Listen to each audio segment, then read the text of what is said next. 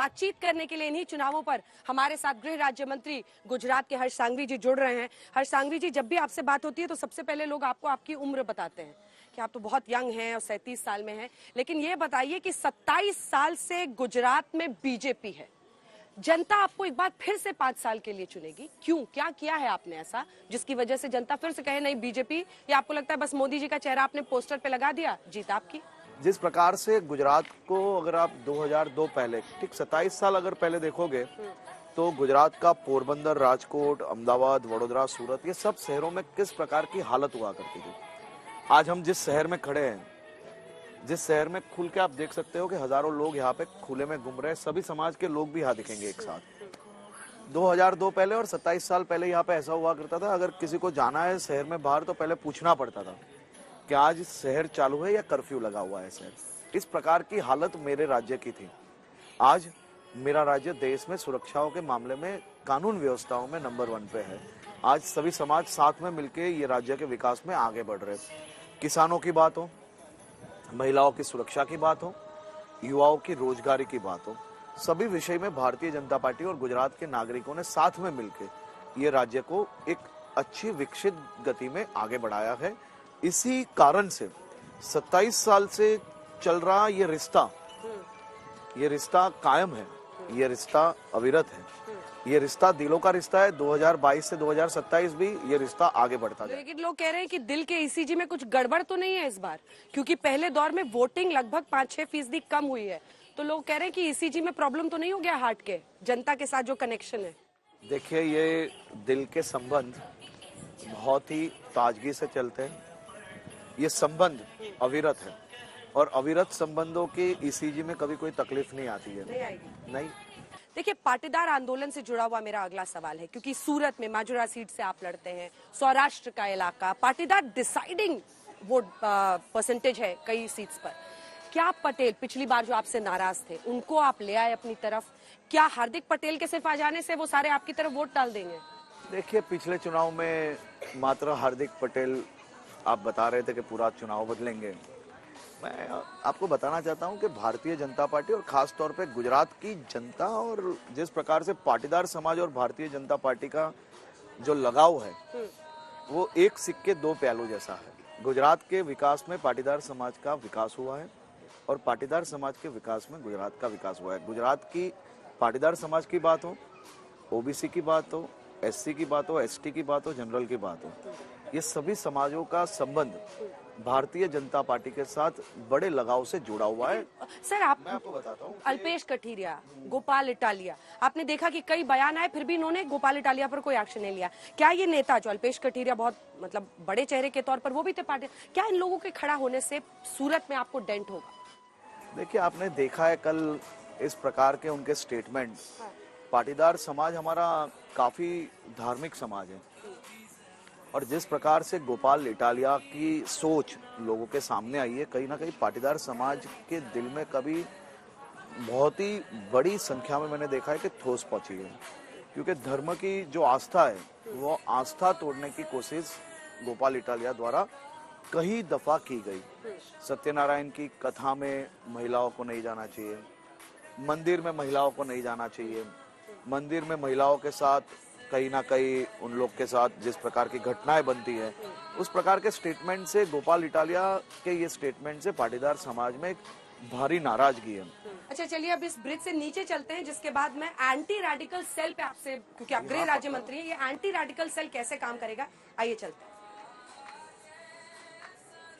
Anti radical cell पर मैं हर्ष जी आपसे सवाल पूछूं उससे पहले, गृह राज्य मंत्री जी, बुलडोजर खरीदवा लिए, अगर आपको प्रॉपर्टी लेना है बुलडोजर ही तो चलवाएंगे ना बाबा जी की तरह?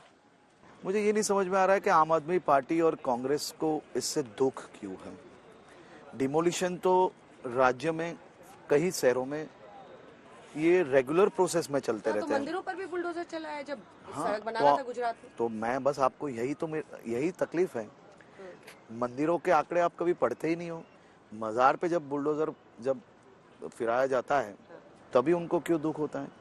ये इलीगल एक्टिविटीज जो है, खास तौर पे जो अवैध जो बांधकाम की है, जो अवैध कंस्ट्रक्शन जो की है, उसको डिमोलिशन सरकार नहीं करेगी तो कौन करेगा। एंटी रेडिकल सेल अब आपसे समझना चाहती हूँ। गृह मंत्री भी देश के अमित शाह जी उस पर बहुत गंभीरता दिखा रहे हैं। ये एंटी रेडिकल सेल क्या बला है, कैसे काम करेगा? मतलब आप रेडिकल का डेफिनेशन क्या है? एंटी रेडिकल सेल का मतलब क्या है कि देश में किसी भी प्रकार की कट्टरपंथी कोई प्लानिंग के हिसाब से ना की जाए। नीचे से स्लीपर सेल्स नए नापने, देश की सुरक्षा के लिए एंटी रेडिकल सेल का सहयोग करना चाहिए या उसको विरोध करना चाहिए। चुनाव सामने है, मैं समझ सकता हूँ, आपको समाज के वोट्स लेने वो समझ सकता हूँ, लेकिन आप हर एक चीजों को एक ही समाज से क्यों जोड़ा जाता है? एंटी रेडिकल सेल ये राज्य की सुरक्षा के लिए आने वाले दिनों में मुख्यमंत्री जी के मार्गदर्शन में बनाया जाएगा। पुलिस का एक नया डिपार्टमेंट होगा, वो एक सेल बनेगा, वो सेल खास तौर पे इस प्रकार की गतिविधियों पे ध्यान रखेगा।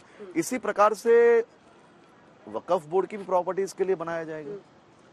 जो मदरसाओं में जो एजुकेशन का उनका करिकुलम जो है उस पे भी निगरानी रखने के लिए बनाया जाएगा, जिसके कारण बच्चों को खास तौर पे अच्छी पढ़ाई मिले।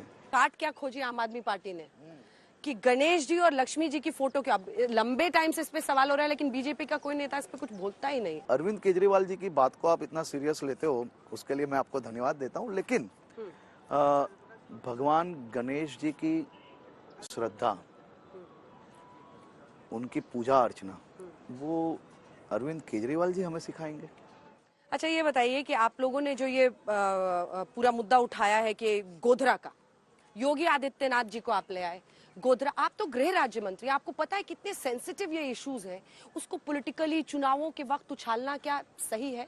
नहीं, मतलब योगी जी उत्तर प्रदेश के देश के सबसे बड़े राज्य के सबसे लोकप्रिय मुख्यमंत्री हैं।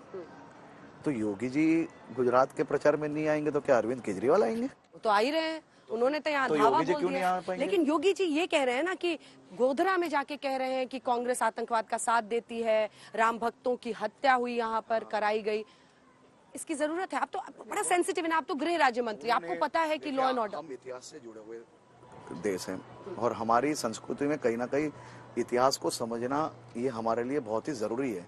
उन्होंने तो सच्ची बात बताई है, जो इतिहास में जो कांग्रेस ने किया वो उन्होंने लोगों को बताया, तो उसमें कुछ गलत क्या है? चलिए ठीक है, एक सवाल जिसके बिना ये इंटरव्यू खत्म नहीं हो सकता। आप गृह राज्य मंत्री हैं, सवाल मोरबी के इंसाफ का है, और ये इंसाफ का इंतजार गुजरात में जगह जगह पे लोग कर रहे हैं, जो दूर दूर से भी देख रहे हैं।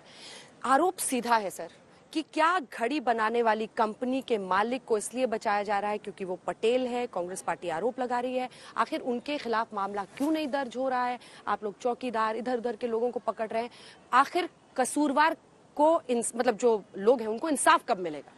अगर आप एफआईआर को एकदम अच्छी तरह से जांच करोगे, और मैं तो आपसे विनती करता हूं कि आप विपक्ष की बात मत सुनिए, आपके चैनल में जो लॉ एंड क्राइम का जो रिपोर्टिंग करते हैं उनको बोलिए कि एक बार एफआईआर एकदम अच्छी तरह से पढ़ी जाए। एक्शन लेंगे मैं आप? हिंदी और इंग्लिश में भी आपको दूंगा। नहीं, मुझे तो एक्शन लेना ही लेना है, और हम सब उस शख्स के खिलाफ जो कि घड़ी की कंपनी बनाता था, देखरेख का काम देख रहा था, जिसके मैं आपको पूरी चीज बता रहा हूँ कि अगर आप एफआईआर पढ़ोगे तो हमने पहले ही लिखा है, जिन्होंने ये ब्रिज मेंटेनेंस के लिए जिसको ये काम दिया गया था, जो घड़ी की कंपनी ने जिसको मेंटेनेंस के लिए काम दिया था, वो और उसके साथ जुड़े हुए सभी लोग, उसके बाद गवर्नमेंट ने पीपीपी मॉडल पे ये ब्रिज जिसको संभालने को दिया है वो, और उसके साथ जुड़े हुए सभी लोग। और तीसरे नंबर के जो है उसमें लिखा है हम लोग ने कि ये घटना में जितने भी दोषित हैं वो सभी लोग, मतलब उसमें जुड़े हुए सभी लोग ये एफआईआर में है, लेकिन कांग्रेस के माध्यम से कहीं ना कहीं इसको राजनीतिक मुद्दा बनाने की कोशिश की है। वो उनका काम है, वो उनकी समझ है। आपने तमाम सवालों के जवाब दिए। अब 8 दिसंबर को आज तक पर आपके साथ खास बातचीत होगी, जिसमें फिर ये आपसे विनती है कि आप सूरत में आपके रिपोर्टरों को, सूरत से दिल्ली की नहीं सूरत से दिल्ली की 3 फ्लाइट निकलती है, और आपसे विनती है कि दरवाजे पे ही आपके कोई रिपोर्टरों को पकड़ के रखना, बोलना कि जो आए उनको पकड़ के पूछे कि इतने दिन से जो झूठी बातें, झूठे रिपोर्ट जो आपने लोगों के सामने दिए थे, उसका जवाब उनसे जरूर से मांगना, क्योंकि ये सब दिल्ली भाग जाने वाले 8 दिसंबर को। ठीक है, और अरविंद केजरीवाल से भी बातचीत होगी, लेकिन आप जरूर उस दिन लाइव रहिएगा आज तक पर, मैं 100% 8 दिसंबर आऊंगा और मैं जवाब दूंगा। ठीक है, 8 दिसंबर को नतीजे आएंगे, उस दिन भी आपसे चर्चा होगी। हर्ष सांघवी जी, आप आए, हमारे साथ तमाम सवालों के जवाब दिए, आपका बहुत बहुत धन्यवाद।